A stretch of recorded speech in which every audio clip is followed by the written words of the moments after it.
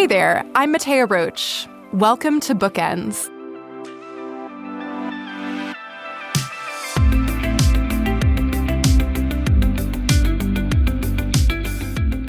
Every great invention costs a few lives.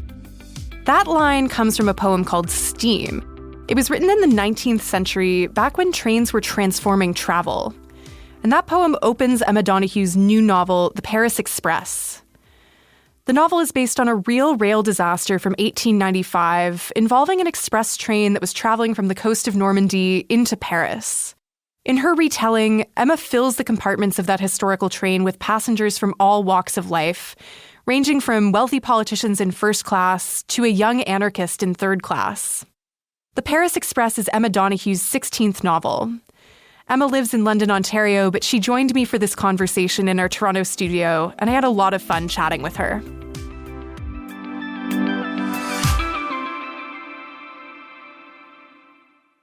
Hello, and thank you so much for coming in. Oh, thanks for having me, Matea. Very exciting to meet you. So, first off, congratulations on this novel. You do take us on a train ride. It's kind of like a bit of a dive into this world of you're in 1895, you're on the train, we're getting the sights, sounds, smell, and feel of what it would have been like to be a passenger on this express train's journey. It's a very different world where trains are like the main mode of long-distance transportation. They ran on coal, they're polluting, they're like these huge industrial engines. How would you describe the role of the railway in France at the end of the 19th century, and why did you want to set a novel in this time and dive into trains, I guess? What attracted me was the disaster. I don't want to give any details, but basically there was a famous train disaster and famous photographs of that disaster. And photography, another key technology of the time. So I knew that I had to write about this train disaster because the image of that photograph is just so surreal and memorable and has been a popular image on album covers and dorm rooms. But I also was delighted to seize the chance to write about a disaster of any kind because I love the fact that, when a day goes wrong, when a plane goes upside down at Toronto airport, it's affecting all these different people. So it's a wonderful kind of test of character, Would we be the ones helpfully holding the hand of the person beside us, or would we be clambering over their heads trying to get at our laptops, So I wanted a disaster novel, and trains were so key to the time. If you see a map of the train lines of Europe, you can see how they made everything possible. They transported talented people, like one of the characters on my train, Alice Guy. She's working for Gaumont. She's basically going to invent films the next year, and she's there asking her boss for permission to use the camera they have at the weekends. And he doesn't see the future, but she does. There's another man on my train, Bienvenue, who was a boy from Brittany, and he wants to invent a subway for Paris. And again, everybody's saying crazy idea. So Paris was this extraordinary centre of the world in that people with any kind of get up and go to them, rebels, bohemians, anarchists, queers, everybody wanted to get to Paris. And being able to sort of get to the big city easily was one thing the trains offered. So there's this extraordinary kind of circulatory system, whizzing people through Europe, whizzing products like Camembert. The Camembert was able to get to its market because trains could move it fast enough that it hadn't rotted.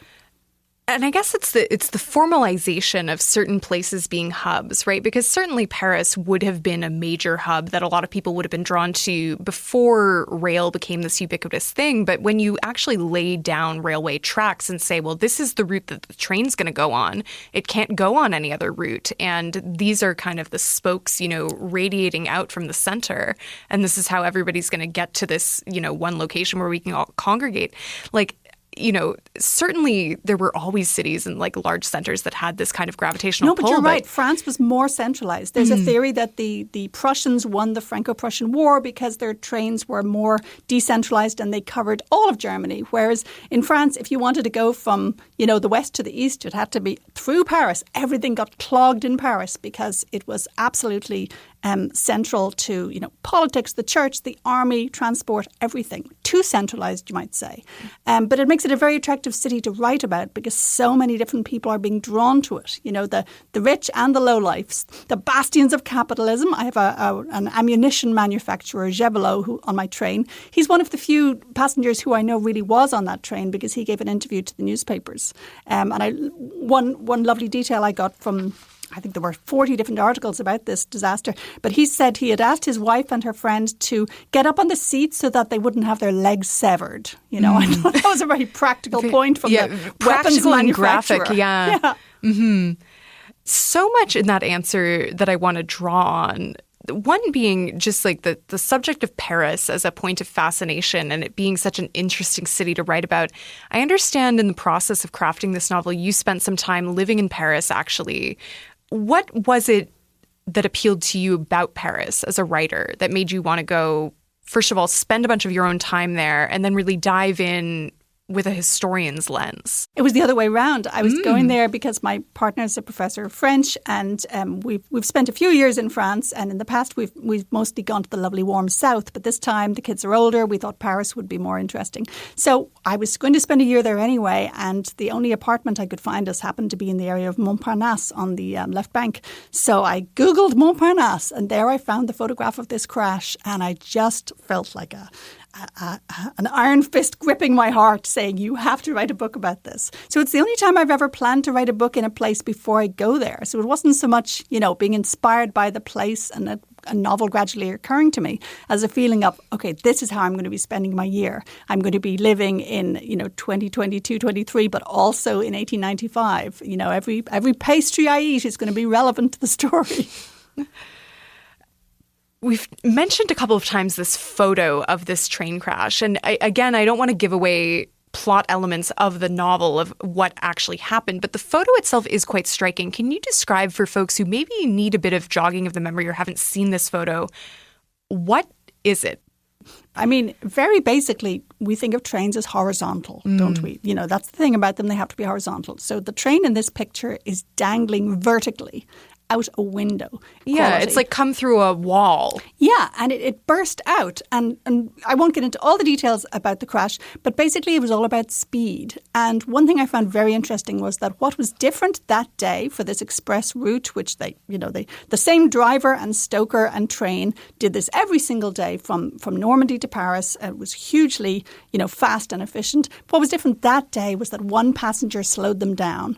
He was an MP and also hugely rich banker. And he basically asked, could you make a special stop in my village so that my private carriage can be attached? So huge hassle. And it cost them 10 minutes. And you might say that was no big deal. But actually, in that work culture, 10 minutes was dreadful. They had to get to Paris by 4 o'clock. And their bonuses, huge bonuses, absolutely depended on punctuality. So what we see is that in response to this 10-minute delay caused by the entitled passenger, the driver and the stoker clearly felt we have to go at top speed to get there, and speed brought on the accident. So I think it's a fascinating kind of parable of, runaway capitalism, basically. One thing that you've mentioned as we've been talking about this novel is that you are incorporating obviously a real historical event, which is this train disaster that happened in Paris in 1895. Also some real historical figures that there are certain people that were on that train. You've used their names. You have wonderful detailed author's notes at the end of the novel telling us, well, this is what we really know about such and such character, and here's where I took some license. How do you navigate balancing fact and fiction as a novelist in that way? It is a funny task, isn't it? It's almost like I put on my historian's hat and, I did a PhD. I'm very used to research. So as long as I'm doing the research, I'm meticulous. I'm writing down, well, this happened on a Tuesday, so that train would have been setting off later. I'm incredibly precise. But then I reach a point where the facts run out. So take a character called Anna. She was a model who shows up in Gauguin's paintings. She was was a teenager and she was from the Far East. And I say that vaguely because nobody bothered to record exactly where she was from. She was just this available brown girl. So, with Anna, the facts run out quite quickly. We know some of her interactions with Gauguin, but we don't know what happened to her after she famously, left him and sold all his furniture while he was out of town. So that one rebellious act has got Anna into history. So I was really then in a position of having to make up everything else I could about Anna. So I really enjoyed that moment when I have to take off the historian's hat and put on the much more kind of rakish beret of the novelist and say, now I get to make it all up. And I enjoy the making up so much that I sometimes think, okay, why does it all have to be as true as I can make it as well? But I somehow enjoy that, and readers do too. They absolutely love the facts. Yeah, I guess that is my question, because it does seem like there's a space of play that you enter into where you do get to sort of bring in your own interpretations, or in cases where, there isn't just that much biographical data available about a person. You have to kind of invent a personality for them. Why do you want to keep writing books that are in some way grounded in history rather than just inventing characters entirely your own, do you think? I say this quite humbly, a lot of this stuff from history is just more interesting than I could invent. Some writers may have, imaginations that need no starting substance in the petri dish, but I don't. Here's a tiny example, right? The crew, if I was just making up a crew for this train, I would probably have made them a bit more generic. But in reality, when they had a sort of inquiry about this crash, the guard or conductor, there was a strong hint that he might have fallen asleep. And I thought, okay, if he's, he sounds like a serious and sober character, but if he fell asleep, how terrible for him to have this moment of lapsing, or say the driver and the stoker. I read one of many books I read in preparation for this was Zola's novel La Bête Humaine, The Human Beast. And Zola has this extraordinary line where he says, the company always put the driver and the stoker in the boarding house with their beds right by each other to make them extra close, because that's what's going to help the trains keep running on time. So the idea that, the company, as they call these railway companies, was actually kind of monetizing the closeness between their workers, the emotional labor as part of what the workers had to sell. Again, that's just more interesting than what I would have made up. Well, one thing that was interesting, you almost make the train a character a little bit, where we get to inhabit the train's perspective for short snippets of this novel. And the train's a woman. She's a she. I think it's quite common. A lot of folks will refer to boats, especially, as she. I think of any fisherman I know, his boat is named after a female family member of his, exactly. Generally speaking, Industrial history is so gendered. It's male workers who've named the unpredictable temperamental engine as she. Yeah. Why do you think that is, that when humans created these machines, they wanted to name them and give them personalities? Well, they wanted their personalities to be quite, compliant. They wanted the train to do what she was told and, take what she was given. So yes, they were admiring the power of these objects, but they definitely wanted them to be under the control of their male workers. Yeah. I'm certainly wondering, sewing machines and phone exchanges and typewriters, when they came along, and a couple of my characters on the train are carrying portable typewriters, but I don't think anybody ever called those she, because those jobs got very feminized quite early. That's interesting, and it would never have occurred to me that somebody might want to name their typewriter or give their typewriter a gender. But then I think that's one of the ways in which this novel, The Paris Express, speaks to contemporary times despite being in such a specific moment in time. There were so many moments, including a lot of these kind of moments of interaction between humans and technology, where I thought, well, geez, this is a sort of situation that I would never encounter in my day-to-day life, but the feelings that are being generated here are things that I definitely can relate to or have seen manifest in the world around me. I want to dive into one character in particular, because there's this fascinating, the first character we meet is this Madeleine Mado-Pelletier, who is this anarchist, firebrand young woman, and she's the first passenger on this train that we encounter. And she's almost like the engine of the plot of this novel in a way. What captured your imagination with this character? Why was she the person that you wanted to start the story with? Rage. You know, I researched very broadly, like who was around in France in the 1890s who could possibly have been on my train. And when I came across her, I just thought her life was so interesting in that she was so full of rage about her impoverished upbringing, about the fact that her mother kept having stillbirth after stillbirth after stillbirth.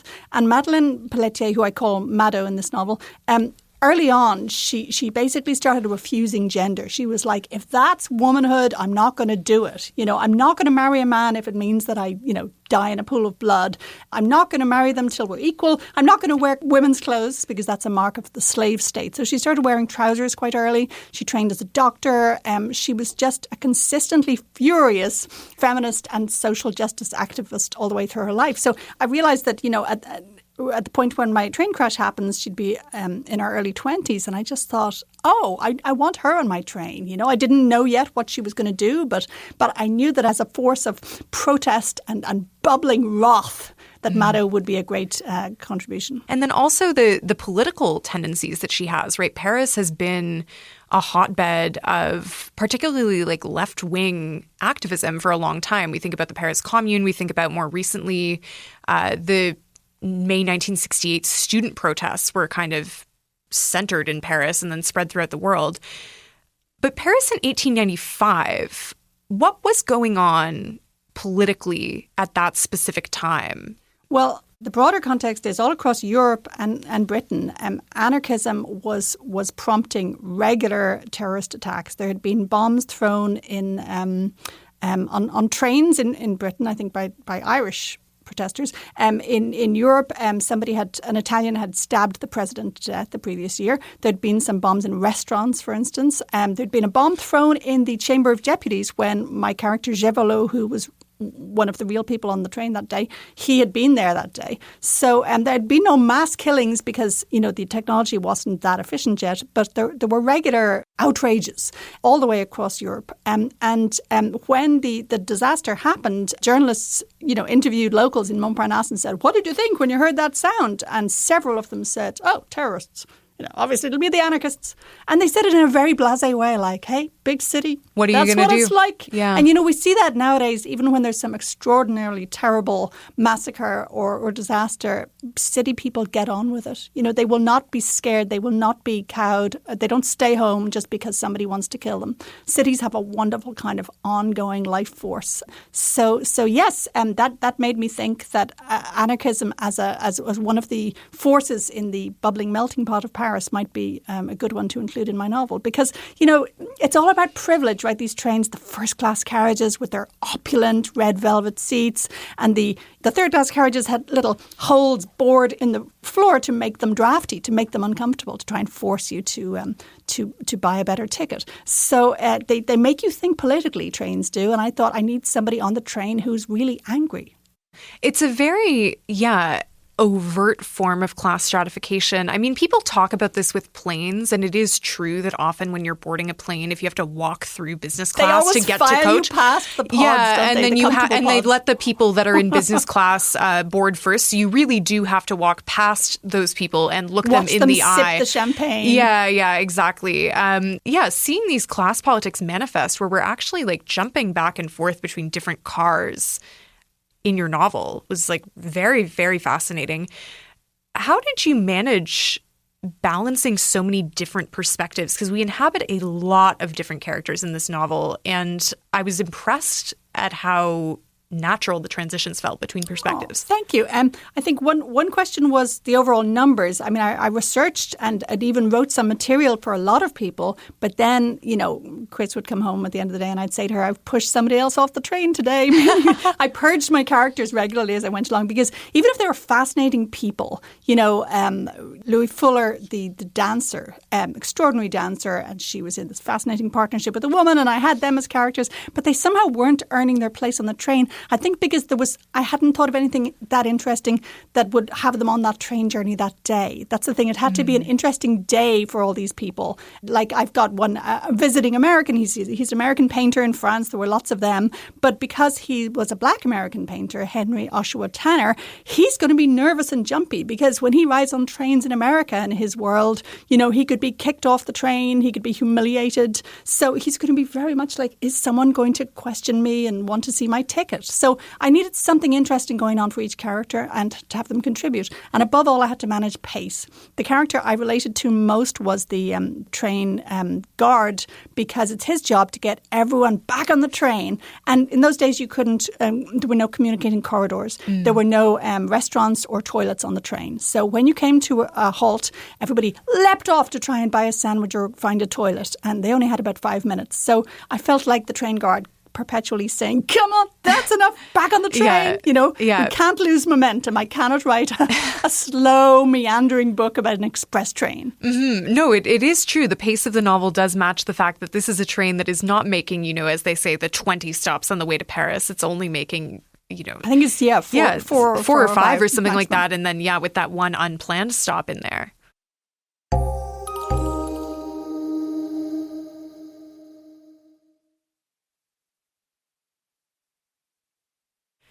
Emma, I've just mentioned that you are Irish. We've heard the beautiful lilt in your voice.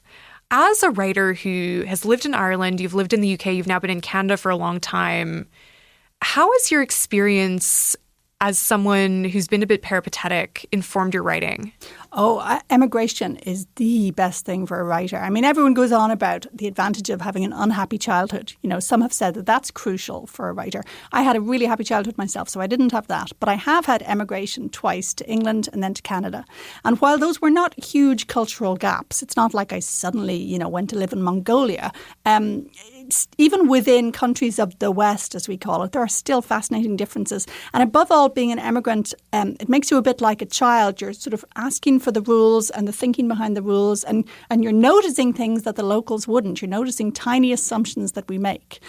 So, for instance, in my first few years in Canada, I'd have an Irish friend come and visit, and, we'd chat away, and then a Canadian friend would say to me, "Are you guys not getting on?"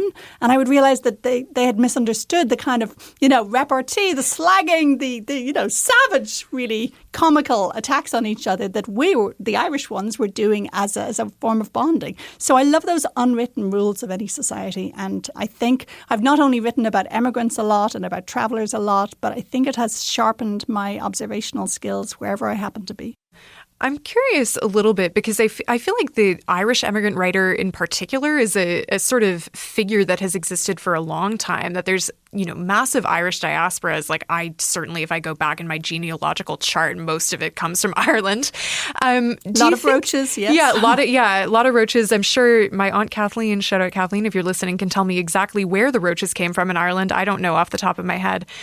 What do you think it is, I guess, about the Irish sensibility in particular? Is there something you think that you bring when you're writing about things outside of Ireland? I think we just have a huge emigrant population, a huge diaspora due to, poverty and economic mismanagement and so on. It's a small island, so a lot of us needed to get off it. And you could say a lot of English people have moved abroad, but they've often moved abroad in positions of power, like taking up jobs in the colonies. Whereas the Irish have typically moved abroad in a spirit of hunger and desperation.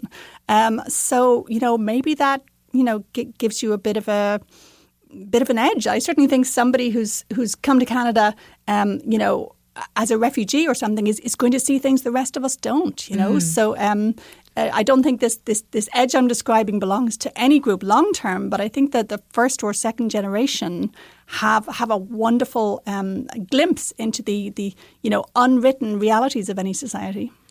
There is this edge, I think, that you've chased in a lot of your writing, and certainly many of the characters that we see in the Paris Express have some sort of outsiderness, some sort of edge, something that puts them a little bit on the margins, whether that is not fitting into the role that's expected of them as a woman, whether that is race, whether it's their immigrant status.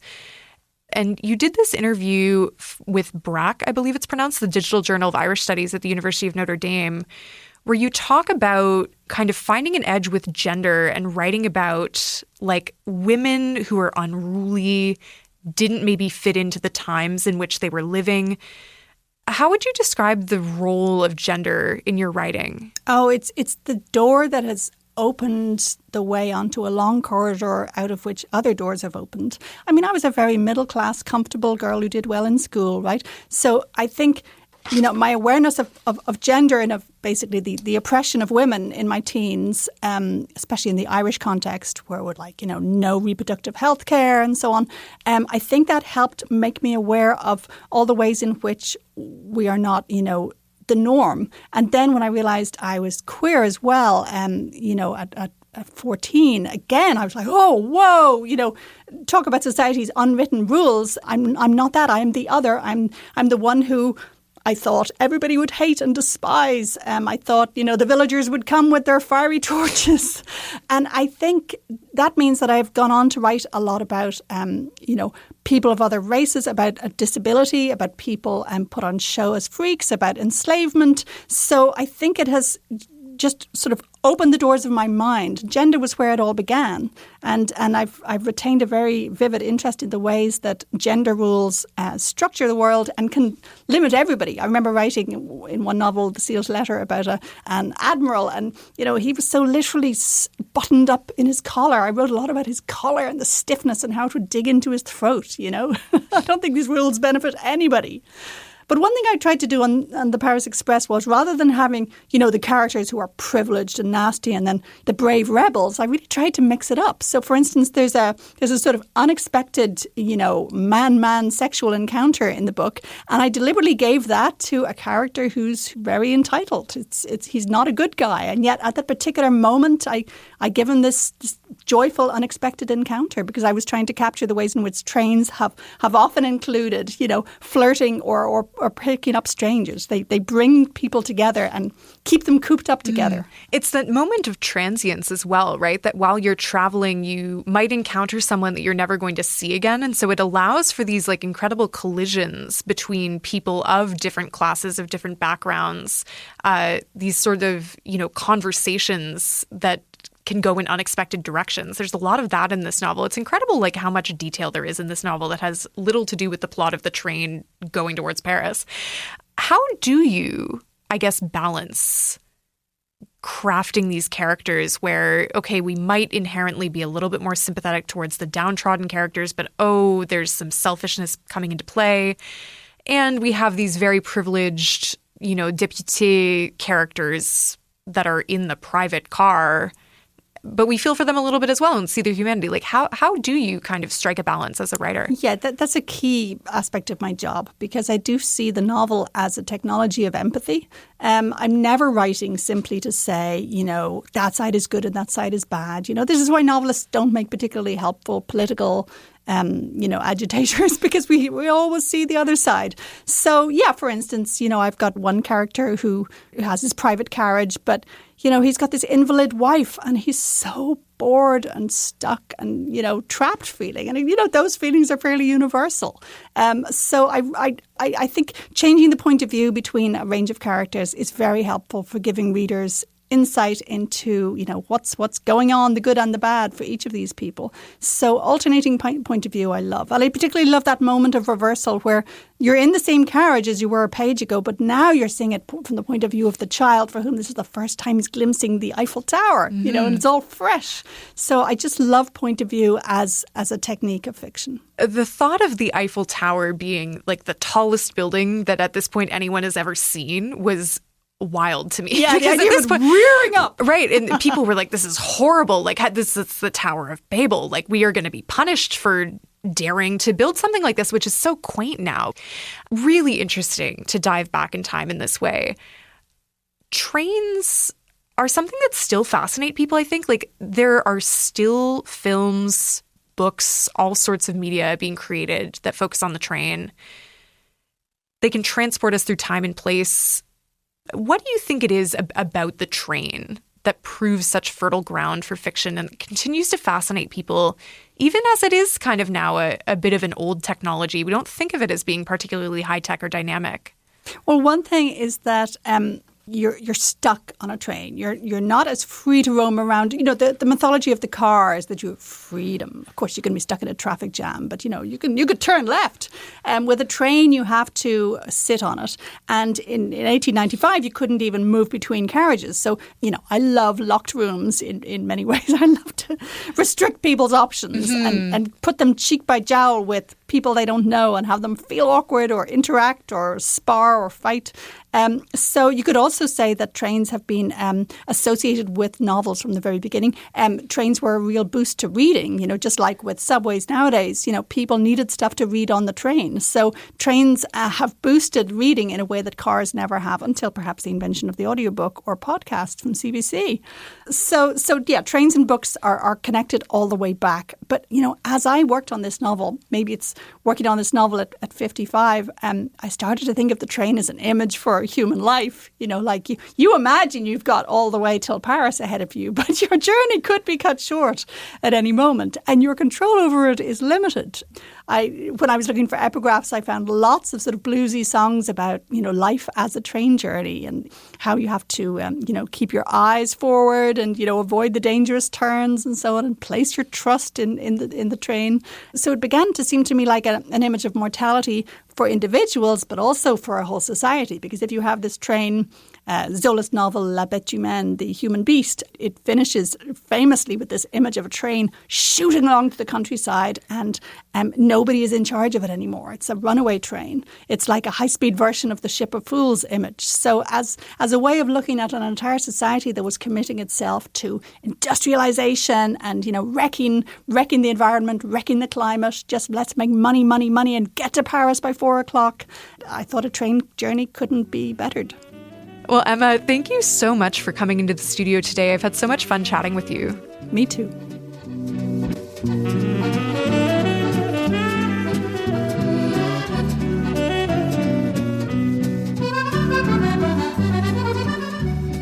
That was Emma Donoghue. Her latest novel is called The Paris Express. This episode was produced by Sarah Cooper. Isla Yamamoto is our associate producer. Our senior producer is Jacqueline Kirk, and our executive producer is Aaron Balser. A huge thank you to our audio tech Aronde Williams and to the entire CBC Books team. We could not make this show without them. If you enjoyed this conversation, you might also like my interview with Jack Wang. His latest novel is about the untold stories of Chinese-Canadian soldiers during the Second World War. Take a listen. You know, World War II was a time of enormous mobility. People who otherwise lived in small towns suddenly went to big cities, and people in big cities suddenly went to other countries and other parts of the world. For all the terrible things that came out of the Second World War, it was a time where people truly broadened their horizons. And this included, of course, a broader understanding of different people, different places. And in all of the research I've done, there's a very strong suggestion that Chinese Canadians felt the greatest sense of belonging when they were in the military than anywhere else in their lives, because as soon as you put on the uniform, you were equal. People did not look at you as less than. And in some ways, the end of the war marked for some a sadness because they had to return to their ordinary lives when they could be looked on as less than. But once you put on the uniform, people saw you as Canadian.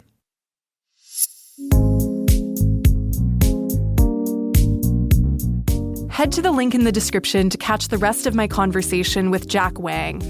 And while you're at it, make sure to hit the follow button so you don't miss any of the great guests we have coming up on the show. New episodes drop on Sundays and Wednesdays. And don't forget to leave us a review. It really helps to get the word out to others who might enjoy the show. I'm Mattea Roach, and this is Bookends. Thanks for listening, and I'll see you next time. Because when the book ends, the conversation begins.